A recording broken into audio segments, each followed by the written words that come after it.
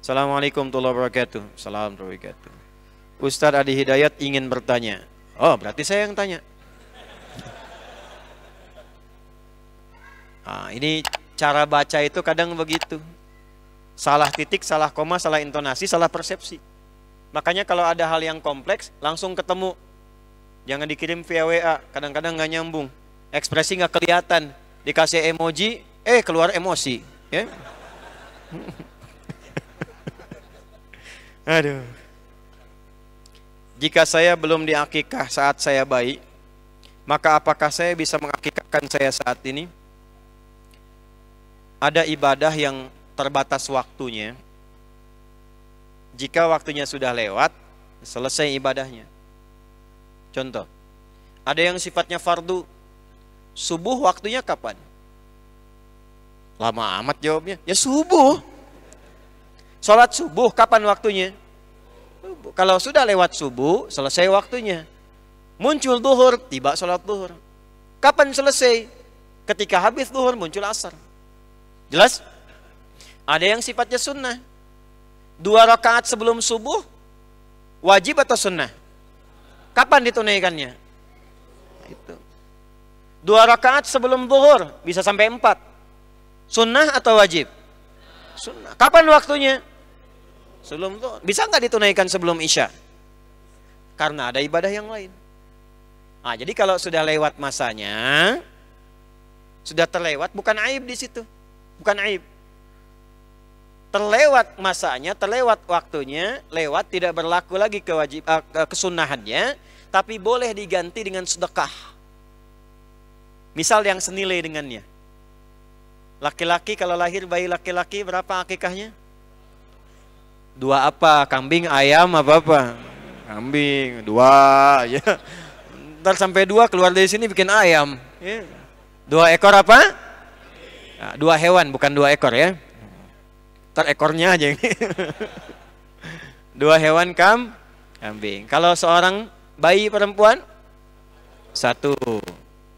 Baik. Pelan-pelan sini. Lewat waktunya. Sekarang sudah bukan bayi lagi.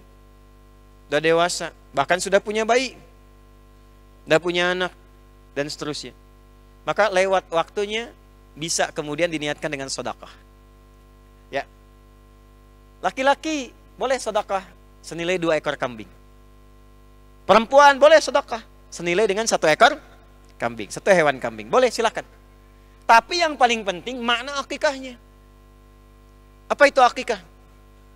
Akikah itu bukan sekedar wujud syukur kepada Allah, sekaligus juga perilaku yang menolak tradisi jahiliyah dan memberikan gambaran kepada kita kalau ada tradisi yang kurang baik, bisa diganti tradisi itu dengan yang lebih baik. Makanya nanti muncul fikih tradisi. Ada 4 jenisnya. Ada tradisi yang tidak bertentangan dengan syariat, teruskan, nggak ada pertentangannya. Apa dikira zaman jahiliyah nggak ada tradisi? Ada banyak. Di antara tradisinya ada yang baik-baik, ada, dan dilestarikan sejak zaman Islam sampai ke masa Islam, sampai sekarang bahkan. Contoh dari nama, pernah ada dengar nama-nama begini? Abu Abdurrahman, pernah? Abu Muhammad, Ummu Ahmad, pernah dengar? Nah, itu bukan sejak masa Islam, dari zaman jahiliyah sudah ada.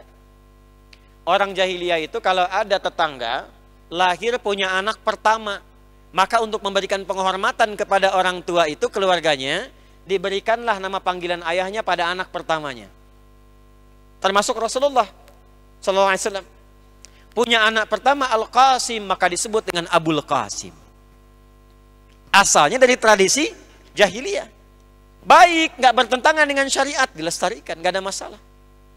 Ya, kalaupun ada tradisi di Indonesia yang tidak bertentangan dengan syariat, tidak harus ditolak, nggak ada masalah.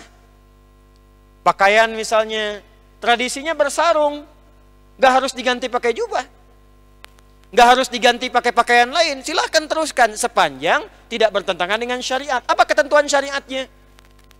Tutup aurat, nyaman digunakan, dan tidak tabarruj. Dan sesuai dengan modelnya, laki-laki pakaian laki-laki, perempuan pakaian perempuan. Jangan ditukar, laki-laki pakai pakaian perempuan, perempuan pakai pakaian laki. Kalau nggak pakai sarung bagaimana? Nggak apa-apa, yang penting pakai celana, pakai alasnya. Mau pakai jubah boleh, silakan. Beragam saja kok. Dan tidak usah mengambil sentimen-sentimen rasialitas. Wah, ke Arab-Araban nih. Tidak.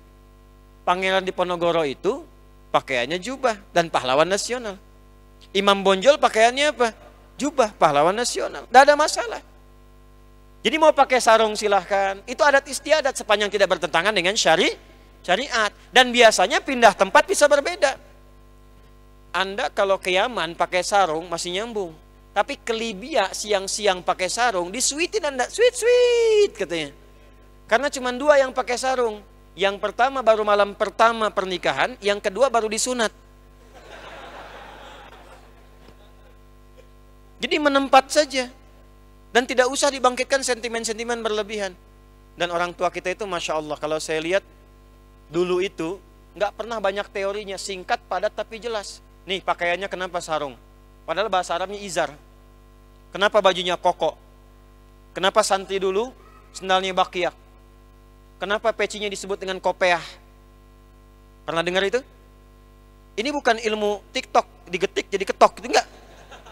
Asal begitu-begitu, tidak. Ini bukan asal-asal, bukan cocok logi. Kalau Anda pernah nyanti, saya itu nyantri. Di orang yang pernah nyanti tahu ini riwayat-riwayat begini. Syara'an itu sarung dari kata syara'an, sarungan. Santri itu pakaiannya itu dengan syariat. Jadi santri itu siap menunaikan syariat, syara'an, sarungan. Makanya ciri khas santri itu pakai sarung. Untuk menunjukkan komitmen dia menegakkan syariat. Kalau sudah menjadi santri masuk pesantren, siap menegakkan syariat. Pakaiannya pakaian takwa. Cuman lidah kita menyingkat dengan koko. Walibasu taqwa dzalika khair. Makanya pakaian takwa itu bukan sekedar pakaian-pakaian formal, bukan. Tapi ada nilai syariat. Melekat di dalamnya. Makanya nggak pernah ditemukan ada orang ke diskotik pakai baju koko. Iya, nggak ada. Dan kalau sudah pakai pakaian itu malu berbuat sesuatu yang salah. Kemudian setelah itu apa? Pakai kopiah, pecinya, khufyah. Kalau sudah berselimut syariat, sudah baik bertakwa, maka merendah, khufyah, tunduk. Jangan sombong. Innama yakhshallaha min ibadihil ulama. Lalu berjalan karena Allah. Karena Allah yang baka. Ya? Karena Allah yakin. Mantap langkahnya tegakkan syariat. Mantap karena Allah yang kekal. Baka dan yakin disingkat jadi bakyak. Disingkat jadi bakyak. Maka sendalnya bakyak. Ini bukan cocok logi. Tanyakan pada yang pernah nyantri. Terutama orang-orang yang lampau. Diajarkannya begitu. Nah ini tradisi tapi nggak bertentangan dengan syariat. Ada tradisi yang bertentangan dengan syariat. Tapi Nabi, nah ini yang nanti diserap oleh di antara para wali songo menyerap itu. Sanadnya dari sini. Diolah oleh Nabi supaya tidak tersinggung, diisi dengan nilai keislaman. Contohnya apa? Dulu orang jahiliyah, kalau lahiran itu mereka potong hewan, tapi darah hewannya dioleskan ke bayi yang baru dilahirkan. Dulu begitu. Lahir si fulan, potong kambing. Nanti darah kambingnya dioleskan ke bayinya. Dengan khurafat, dengan dioleskan itu akan dijauhkan dari segala mara bahaya dalam kehidupan. Enggak diterkam hewan buas. Ya, enggak terkena musibah. Itu keyakinan mereka. Maka datanglah syariat dalam Islam mengakomodir tradisi itu tapi diganti nilainya dengan kebaikan. Potong juga hewannya, laki-laki 2, perempuan 1. Cuman sekarang diganti namanya menjadi akikah. Itu asalnya, itu asbabul wurudnya akikah. Jadi enggak diolesin lagi. Alirkan darahnya, sebut nama Allah. Bismillahi Allahu Akbar. Kenapa hewannya kambing, bukan ayam? Itu juga ada pesannya. Kenapa akikah namanya? Bukan zabahah, bukan nahar. Akikah itu dari kata akka. Akka itu sesuatu yang terbelah, terpotong. Ya. Ada anak yang ketika kecil-kecil disayang ibunya, dilatih, diberikan ASI, dikandung keluar, disehat-sehatin, bapaknya peluk, sayang, dijaga sampai dia dewasa. Tiba-tiba setelah dewasa terpotong hubungannya dengan orang tuanya, menjadi membangkang, jadi durhaka. Durhakanya anak pada orang tua disebut uququl walidain, dari kata akka. Maka dipotong dari sejak kecil. Jangan sampai menjauh dari syariat. Jangan bandel, jangan ditarik belakang maju ke depan, ditarik depan mundur ke belakang, persis kayak kambing. Diajak ke air takut. Air itu gambaran dari simbol agama. Ya, makanya sering di Quran digambarkan wahyu yang turun dari langit itu seperti air, menggemburkan hati yang kering sehingga tumbuh subur amal-amal soleh keluar darinya. Kambing susah ditarik ke air. Makanya disembelih dari sejak kecil itu sebagai gambaran sifatnya disebut dengan akikah. Harapan kalau dia disembelih dari sejak kecil, disembelih hewan untuknya, maka diharapkan sifat-sifat buruknya seperti sifat hewaninya dari kecil sudah diminimalisir, dihilangkan supaya tumbuh taat kepada kedua orang tuanya. Maka dari itu kalau sudah diakikahi, orang tua bertanggung jawab merawat anak itu supaya menjauhi sifat-sifat hewani. Itu maksudnya, jadi satu paket tuh. Jangan cuma akikah ditinggal, tidak. Kalau sudah akikah, namai yang baik sesuai harapannya. Saya pengen anaknya ahli Quran, namai Muhammad Hamilul Quran misalnya. Saya pengen dia paham fikih, Muhammad Faqihus Sunnah misal. Nah kalau sudah seperti itu, carikan guru, carikan tempat yang baik, satu paket. Itu paket. Itulah akikah. Jangan ditinggal begitu saja, disembelih hewannya tapi dibiarkan begitu saja. Kadang dikasih nama yang gak sesuai. Senang dengan pelawak, diberi nama-nama pelawak, akhirnya ketika tumbuh jadi bahan tertawaan. Nggak salah, cuman memberikan beban. Makanya ada beberapa nama sahabat yang diganti langsung oleh Nabi. Beberapa nama yang wajib diganti itu satu, bersamaan nama-nama buruk seperti nama setan. Coba saya tes ya, hati-hati nih. Kalau ada yang sama namanya langsung robah. Contoh, satu, setan penggoda orang sholat, Khanzab atau Khinzib. Ada yang sama di sini? Hadisnya sahih. Wa idza kabbara fayaqulu syaitanu, apabila seorang sudah bertakbir maka setan membisikkan kepadanya, uzkur kadza, ingat ini, ingat itu. Makanya kalau antum bertakbir begini, Allahu Akbar, sebelum takbir itu bisa fokus. Tapi begitu takbir Allahu Akbar langsung ingat semua apa yang tidak ingin diingat. Gak percaya silahkan, ntar besok subuh ya. Begitu antum takbir Allahu Akbar, sampai kalimat saya ini muncul, ingat ya, kata Ustadz Adi, itu setan tuh. Itu khizib. Hatta la yash'ural musalli kam rakatan yusalli, sampai dia tidak sadar berapa rakaat sedang menunaikan salat. Ada lagi setan, menggoda orang wudu. Pernah merasakan was-was kalau wudu? Batal enggak, batal enggak, batal enggak? Batal enggak gitu kan? Ya, padahal baunya udah kemana-mana gitu. Itu namanya walhan. Apa namanya? Nah, itu setan penggoda orang wudu, walhan. Ada nama yang mirip? Ganti. Dasim, setan rumah. Memberikan kegelisahan di rumah, memberikan was-was di rumah. Pernah di rumah kalau bangun malam tiba-tiba keluar kamar, ada kegelisahan, takut ada jubah putih, rambut panjang, bolong bagian belakangnya. Takut ada yang menggoda, tiba-tiba dengar suara, takut lagi balik lagi. Pernah begitu? Padahal siang-siang gak ada apa-apa, kok tiba-tiba malam-malam susah ke dapur, takut kamar mandi. Itu dasim. Hati-hati dengan ruangan yang jarang difungsikan. Kata Nabi, kalau Anda bikin rumah, ruangan itu harus fungsional. Jangan biarkan ada ruangan kosong. Begitu kosong, setan masuk. Cara mengusirnya gampang. Setiap masuk ke ruangan, ucapkan Assalamualaikum. Ucapkan apa? Assalamualaikum. Panjang banget, Assalamualaikum warahmatullahi wabarakatuh. Kalau Anda masuk ruangan, ucapkan Assalamualaikum. Hadis yang mengatakan, oh kama qala Rasulullah SAW, fafarra syaitanu, maka setan keluar, waqala, dia berkata kepada temannya, kita enggak punya tempat menetap di sini. Tapi kalau Anda enggak katakan Assalamualaikum, dia katakan pada kawannya, kita punya tempat menetap di sini. Saya mengajarkan itu pada anak saya sejak kecil. Anak pertama saya, Muhammad Hamilul Quran, terus sejak usia 3-4 tahun saya ajarkan, kasih cerita. Kami biasa kasih cerita dari Quran, dari hadis. Saya bilang, Kak, ada setan penunggu ruangan di tempat kosong, namanya dasim.